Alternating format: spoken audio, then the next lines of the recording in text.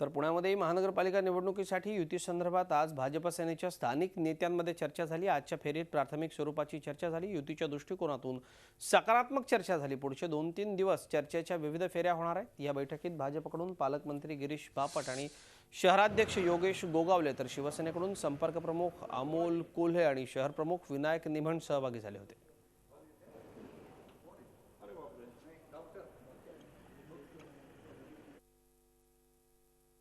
स्थानिक पातळीवर आज सेनेचे आणि भाजपचे आम्ही सगळेजण बसलो होतो।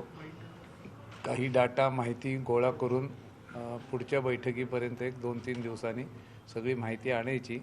आज कुठल्याही निर्णयापर्यंत आलो नाही आणि येणारही नव्हतो, पण ही प्राथमिक बैठक होती।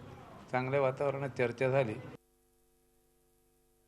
अजून आकड्यांवर बोलणं नाही झालेलं। आता दोन्ही शहराध्यक्ष एकमेकांशी इथून थोडी पुढची चर्चा करतील आणि त्यानंतर पुन्हा एक बैठक होईल।